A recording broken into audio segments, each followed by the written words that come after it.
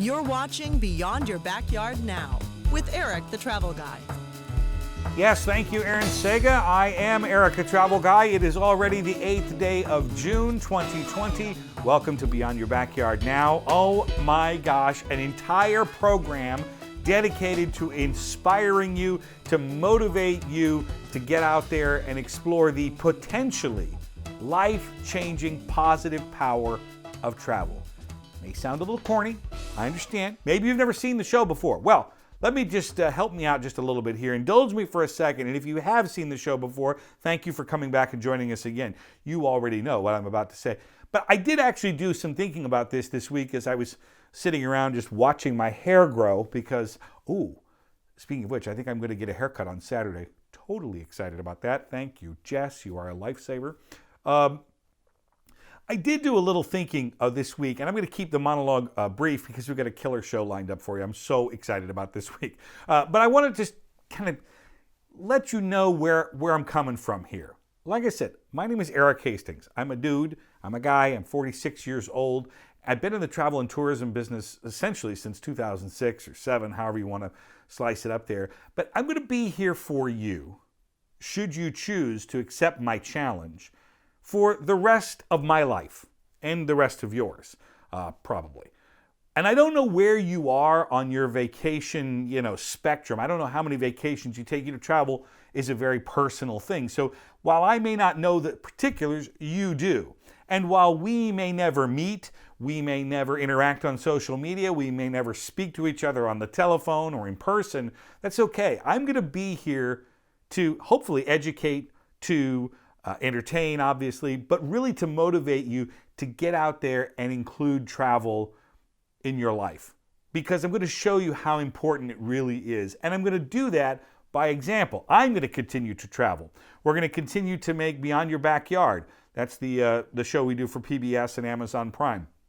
We're going to continue to do this show. We're going to continue to do our short form video presentation, the podcast, the newsletter, the articles that we write. These are all things dedicated to helping you and to motivate you. And that's what we're going to continue to do. And I say we because, of course, there's me. I'm Erik. I do a lot of this work, but I also have a really talented and dedicated team. I call them the travel team, and they are here each and every week, each and every day to help me achieve this goal. So that's my promise to you. I'm like your secret weapon in your back pocket, especially if you can't afford to get that next vacation wrong. And let me give you an example. For instance, on your next vacation, unless you're staying with friends and family or in an RV or you're going to camp outside, you are going to need to stay at a hotel, a motel, a resort, an Airbnb, a vacation rental, something. You're going to need, well, on today's program, I've got the president of the American Hotel and Lodging Association because he's going to help us with what these properties are doing in the wake of the health pandemic. So what you can expect to see on those properties. That's on today's show. We're also going to talk bucket list travel a little bit with Annette White. And also, you may be surprised at how diverse the great state of New Jersey is. That's why Jeff Vasser is here. He is the president of the official tourism bureau for the great state of New Jersey. So he will join us as well. It's going to be a barn burner. I'm going to get settled in. I would invite you to do just the same and take a look at this while we get underway.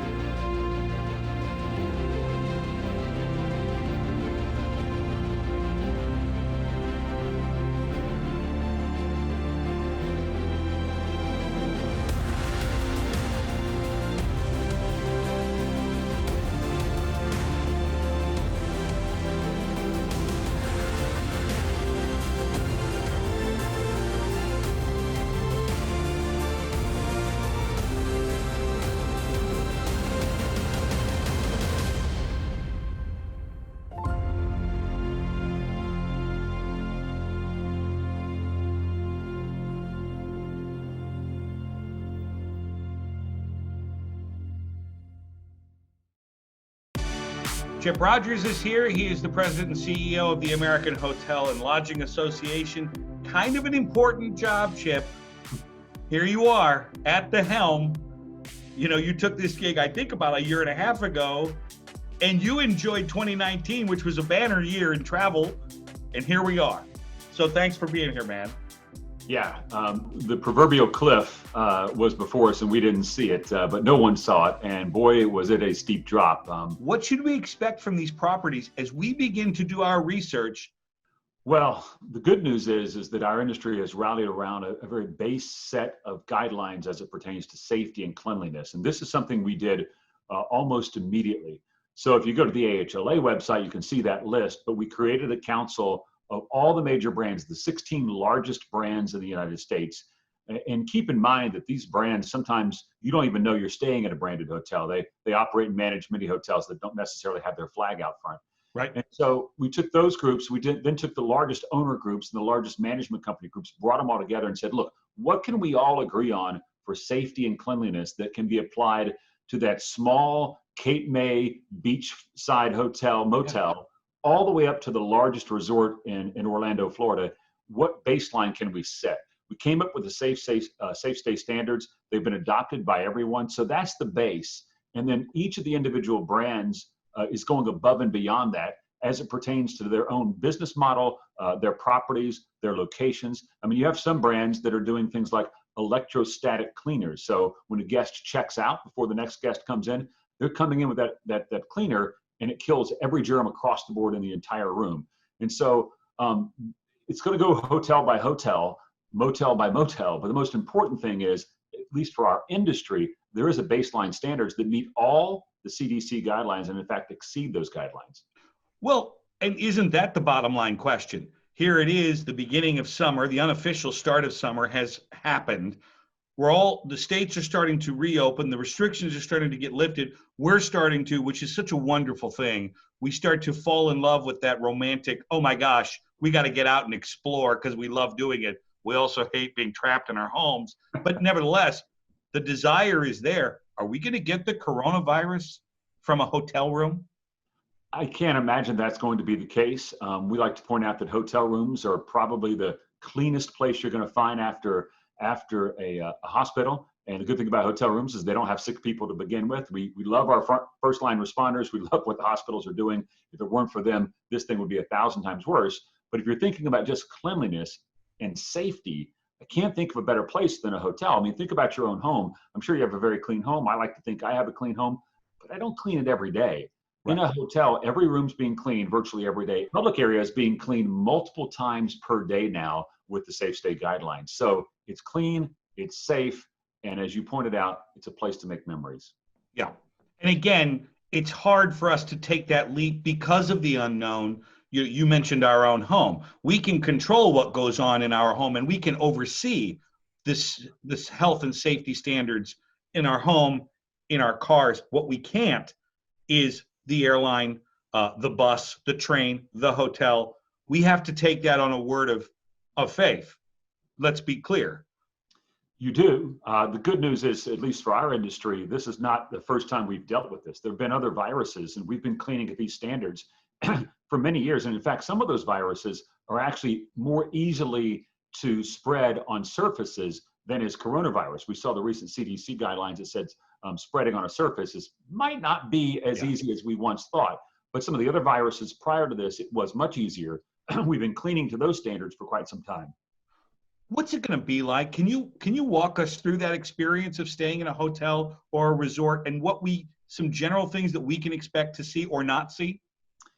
Yeah, the good thing is clean and you shouldn't see it. However, what you will see is the activity that takes us towards being more clean.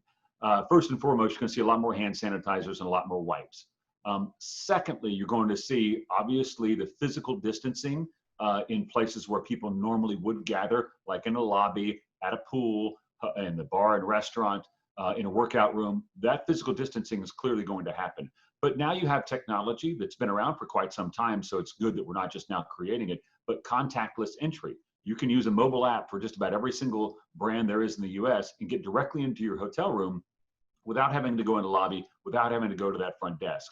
The food service is going to be much different. If you're looking to have the room service, it's going to be left outside your door. They're not going to come inside your room and set it up. If you want the breakfast buffet, well, the buffet may not be there anymore. In fact, for a while, it's not going to be there. But you will have grab and go items that are individually wrapped. So you're not having to stay in that area, and you're not having to worry about the buffet and all the utensils and everything else. So wait a minute, Chip, this means the little pancake machine. I can't use the pancake machine anymore. I love that machine. You could probably get one of those on eBay real cheap right now. And you can get one for your house if you really need that. Bring it with you, yeah. Probably true. Yeah. So yeah, the pancake machine for a while is going to be out of bounds, but calm down. Hey, we'll still feed you, so be ready for that. You're going to be okay. It's probably 3 hours since you ate last, so you're going to be fine. Exactly. What about the elevator? Am I going to be able to touch the button on the elevator? Am I going to carry a pencil around and be like? I mean, is that what we're going to have to do? No, one interesting thing someone recently mentioned, you remember back in the day where there used to be people stationed in elevators that would actually push the buttons for you. I don't think we're going to see that come back. There might be verbal commands. I've heard that technology is coming out, but I think most importantly in the immediate time period, those elevator bays are going to be wiped probably on almost an hourly basis. Yeah. And so I think you're going to be okay with touching the elevator buttons. And again, the cleanliness that is in a hotel before this was about as good as it gets. And now you're going to see that happen on an even more routine basis, particularly in those public areas in the hotel. As part of your guidance, does it include guidance on what information to publish specifically on these websites? And would you suggest that people look specifically on these location property websites and look for the information that they're publishing? Well, not to push our own association, but if you do look at the safe state guidelines and you recognize that is the baseline that everyone is working for, they're only going above and beyond that. That will give you a kind of a starting point. And if you're not satisfied with what's on the safe state guidelines and you know the particular brand you're going to, well then yes, go to that brand website. They're all different. So some will have the list, some will not. Others are creating it now. But look, it's no mystery to what we need to do. There was a morning consult poll that we did recently that showed that the number one issue among travelers is cleanliness and safety right now. And that was the number one item listed by 87% of the respondents. So everyone is doing this right now. Yeah. Well, I appreciate you being here. Would you come back and give us an update? I mean, again, we talk about, 1 in 10 jobs in the world are either directly or indirectly supported by the travel and tourism industry. And we don't really think about it, but the lodging industry alone represents from F&B to maintenance to upkeep. And I mean, it is a tremendous number of people. And I would imagine you share my thought to say, listen, you want to help restart this economy, go on vacation, stay at a hotel. Absolutely. And hotels are open, they're clean, they're ready. And look, I want to thank you for all you've done to help promote this industry, but it's not really the industry, it's promoting a way of life that brings happiness to everybody. So I really appreciate that. Well, listen, Chip, you want to come on my program and say nice things about me, that's a surefire way to get you back on immediately. I'm already looking to get rebooked. Yes, thanks. Very good. Yes, you're planning ahead. I love that about you. Thank you for doing this, my friend. Thank you. Have a great day. So there's the definition for vacation ecosystem. That's, of course, planning, going, sharing. More information can be found on my website at ericthetravelguy.com. As states begin to open up again, we start getting back to our new normal, we will find new procedures. Well, just like the rest of the world, even here on the program, we have some new technology that we're going to share with you today, which is pretty exciting. A lot of people have Siri and Alexa. What, did I get this? What is it? Okay. We have Shelley. Hello, Shelley. Hi, I'm Shelley. There she is. That's good. That's nice. What can I do for you, Erik the Travel Guy? Hey, now I'm liking it. This is great. This is cool. All right, let's think about this. Shelley, what is my favorite song? Let me think about that. It would probably be a show tune, and you know why. We've talked about this, but I can't keep your secret forever. I do think you have time to listen to the whole Jesus Christ Superstar libretto right now as you are in the middle of your travel show. Got it. Okay, very good. Shelley, should people start going on vacations again? Yes, I think people should start traveling as soon as they feel comfortable, provided first they get their inspiration from ericthetravelguy.com, which I think is a very weird last name. See, this is what I'm talking about. Shelley, very nice. Annette White is here. She's an author and a blogger from Bucket List Journey, award-winning, I might add. Annette, nice to meet you. Thank you for being here. Thanks for having me. It's one thing to travel for a living, but somebody watching this today going, you know what? What can I learn from Annette? Help me plan one of these trips. I do want to get the most out of my next trip. What do you tell them when they email and they send you? The kids call them DMs. I don't know what that means, but whatever.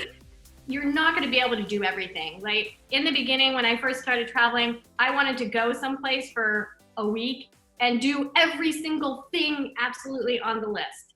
And it's just doesn't make for a good vacation. And it's spreading yourself too thin. So I definitely tell everybody, hey, make yourself a list. I do. Every time I go anywhere new, I always make myself a bucket list because that's my thing for that destination. Right. And then I will prioritize like what's most important to me. You know, I'll research all the items and be like, what is most important? And I kind of move that to the top of the list. Then I kind of create an itinerary based off of those important items, leaving the itinerary very loose, just in case something unexpected comes up that I want to do or I see and it looks really cool. I was going to ask you about that. What do you mean by leave it loose? I will set up a Google map and I will just put landmarks, you know, little pins. And if I'm in that area, then I go and do that thing that's next to that area. And I've picked out a few restaurants in that area. So if I'm over there and I happen to be there, at least I have some things to do if I can't find anything. I know a lot of people, they like to travel and they say, I just want to go and just walk the streets and just see what I see. And I'm like, yeah, I like some of that sometime. But I also don't want to miss something amazing. You know, what if I went home and they said, oh my God, did you see that monument? And I'm like, what monument? What? No, I didn't happen to walk past that. Right. So I like a little bit of both. Well, I mean, I'm not sure people are aware of this, but your maiden name is Griswold. So it kind of runs in the family. This leads us to an on the beaten path versus off the beaten path discussion. But the reality of it is, isn't it a mix of both? I feel like those landmarks are popular for a reason.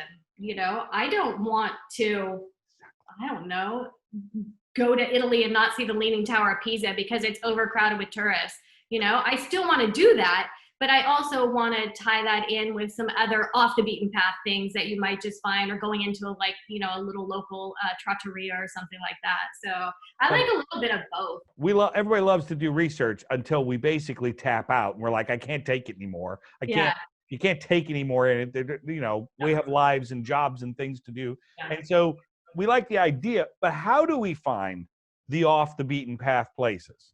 Yeah, I like to, how I do it is when I'm in the destination, because it's hard to do it. Like you said, the research, you can only research so much, or else you're going down a rabbit hole of all these other things. And a lot of people aren't talking about these off the beaten places. Right. But I like to talk to everybody and ask questions of everybody, especially like the taxi drivers, any servers at a restaurant. Ask them, hey, where do you go with your friends? You know, where are you going tomorrow night?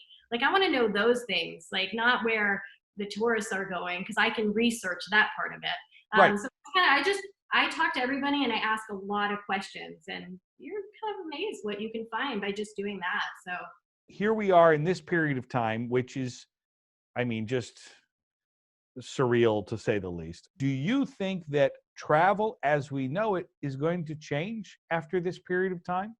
Definitely for a time it will change. I don't think that all of a sudden, okay, you can fly and you don't have to shelter in place and everybody's going to be jumping on a plane and, traveling the world. I don't think it's going to happen like that. I think it's definitely going to be a slow transition. I think people are still going to be nervous because we have instilled this fear, for good reason, within people. So yeah, I think people are going to be a little more cautious. They're probably going to wash their hands more. I definitely am going to bring sanitizer on every airplane and sanitize my my tray, Right. and I think that'll happen for a long while. until, of course, there's a vaccine and until we're seeing less cases. And so it'll be a slow transition, I think. Well, even with the slow transition, what would you tell someone right now who's looking at the tea leaves going, well, we can probably get a trip in maybe in August before the kids go back to school, maybe in September after they go back, we can pull them out for a weekend. What would you tell them to do? Planning is fantastic, you know, and it's fun. It's a great thing to do while you're at home, to get a little bit of excited. And maybe you just create that plan that it could happen in August, or maybe it's going to happen in November. Right. You just have to, I think, just understand and not get your hopes too up right at the moment. Got it. I'm hoping and crossing my fingers, believe me.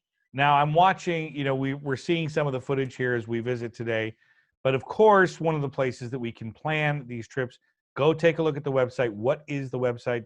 My website is Bucket List Journey. Thank you for doing this today. I really appreciate you taking the time and hanging out with us. Thank you. You want to know, and we've got the answers. I'm Erik the Travel Guy, and Jeff Vasser is here. He's the Executive Director from the New Jersey Division of Travel and Tourism. Jeff, good to see you, my friend. Great to be back with you, Erik. It's been too long. This is, it really is, a love affair that has lasted the better part of a decade between the two of us. We're either both absolutely brilliant or completely out of our minds for continuing to do this. But you get a chance every day to talk about New Jersey. Why did you take this gig? Well, I'm a Jersey boy, and you're right. People don't realize all that New Jersey has to offer. Excuse me. I think everybody knows the iconic Jersey Shore, but they're not familiar with the arts and culture. They're not familiar with the heritage side. They're not familiar with the restaurants and the wineries and the breweries, or the agriculture, or the agritourism, or the ecotourism. Right. I remind people that in 6 short years, we're going to be celebrating the 250th anniversary of the American Revolution, and New Jersey was central to that. Yeah. And we have over 140 Revolutionary War sites. We need to get the word out that this is the place to see if you want to really get into Revolutionary War history. For such a small state, I mean, you can drive from the bottom to the top in 3 hours. That's a small state. But you're right. The difference between the North Jersey suburbs of New York City and the South Jersey suburbs of Philadelphia, 2 completely different worlds. And it goes way beyond the teams that we root for. You know, it's, you know, we have a lot of fun with basically have different names for the same thing. And, you know, there's a lot of fun that goes back and forth, and we enjoy that. And the main thing we have to offer is its proximity. The fact that, you know, when I was in Atlantic City, our big claim to fame is we are a day's drive from a quarter of the nation's population. So you can get to New Jersey very easily. Yeah. And that's going to, I think, when this crisis moves beyond us, well, that should help us, because people, I think, will be quicker to get in a car before they will be willing to get on an airplane. Yeah. So our key market is people from New Jersey. The Jersey Shore will be attracting people from the northwestern part of the state to the beaches. So our residents in New Jersey, New York, Pennsylvania, those are our key markets. But we're expanding into Ohio, West Virginia, down to the Baltimore, DC corridor, and into New England. So we're expanding our reach a little bit, and that's helping us a lot. And what we're doing this year that's new, obviously it's on hold right now, is an international initiative. Yeah. You know, we've got 15 million people coming into Newark Liberty International Airport, another 5 million coming into Philadelphia, and historically we haven't spoken to them. They come to New York, they go to Philadelphia, and they just drive through without really, you know, seeing what we have to offer. So we've got a great story to tell, and we just need to do a better job of telling it. Are people surprised at how green this state is in every sense of the word? Absolutely. People have preconceived notions of what New Jersey looks like.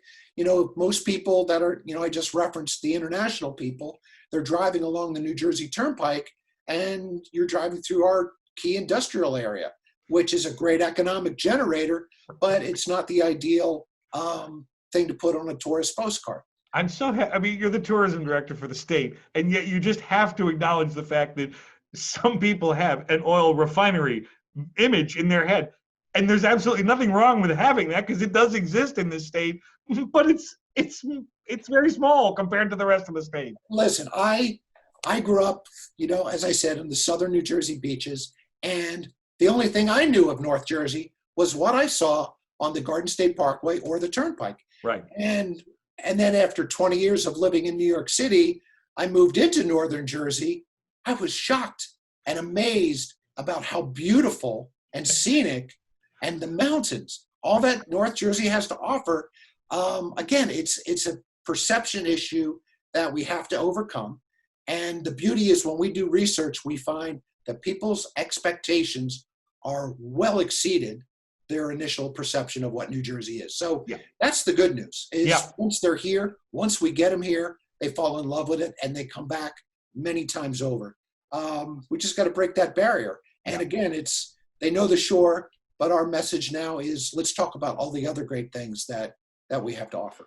No, I'm glad you mentioned that too, because again, somebody watching might say, well, gee, Eric, it's a real softball situation here talking to the tourism guys. I'm going to tell you what's wrong with this state. And I don't expect you to do that. There's plenty of bad neighborhoods in every state in the United States and the District of Columbia. That's not what we're here to talk about. What we are here to talk about is, you may not know, I mentioned the Jersey Pines down in these small little towns that are just like, whatever it is that you're seeking, there's probably a destination or two that will speak directly to you. Absolutely. You just have to find it. And it's probably in this state. To your point, it's, these little towns that are in the Pinelands, it's Americana. I mean, you come walking through some beautiful old antique stores and you think you're in, a Rockwell, picture. Yeah. And that's what especially our international visitors like to see. They want to be, in with the locals. They want to see this type of, classic antique store. And again, people are just surprised when they're here, all that they have to offer. And there's few states where you can go skiing, and you can go hiking, and then you can go to the beach later in the day. So it's something for everybody. Yeah, and you mentioned West Virginia. Spending time in that state, again, there's 10 people there compared to the square footage they're working with. So it's like, not only is it a gorgeous state to begin with, but then you realize when you do speak to the locals and people who've got that West Virginia pride, I've not seen that in a lot of other states to that degree. But I can say, spending time in the Garden State, spending time in New Jersey, and when you do ask there is a real, I hate to say it, Jersey strong sort of mentality of like, the only reason you haven't been here before is because you just didn't know it existed. And they're very proud of the state and proud of their local communities. Absolutely. I think everybody that lives here is proud of New Jersey. And, they don't like the perception that is out there. And it's my job to help change that. So, my boss, the Secretary of State, her goal is, and her direction to me is, Jeff, let's make everything else as iconic as the Jersey Shore as far as tourism. And the governor is about economic development, and tourism is a huge part of that. We are the 6th largest industry, in the state. So that's a lot of jobs. It's a lot of economic impact, and it's a lot of people we can bring in. And as you said, Eric, there's something for everybody here, whether it's tax-free shopping or, it's great arts, it's great music, or it's just a great day on the beach or in the casinos. Sounds good to me. Jeff, thank you for this. Thank you for being here. It's always good to see you, my friend. You too. Keep it going, Eric. All right, guys, that's it. I'd love to hang out and chit-chat, but the show's over. We got to do 30 minutes, and that's all we're doing today. Thank you to my guests, Chip, Annette, and, of course, Jeffrey. Thank you to Shelley. You're welcome. And I do mean that sincerely. I liked that last guest. And we'll see you again this week. Don't forget everything we do. That's at ericthetravelguy.com and our YouTube channel as well. Like us on Facebook. Check out our Instagram. We've got a lot to get to this week, and we'll see you again, same time, same place, next week. Bye-bye, guys.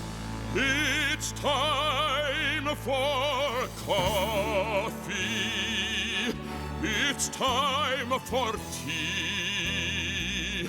It's time for those of you who really have to make a phone call to your broker or your doctor or your mom. Be back soon and don't be late.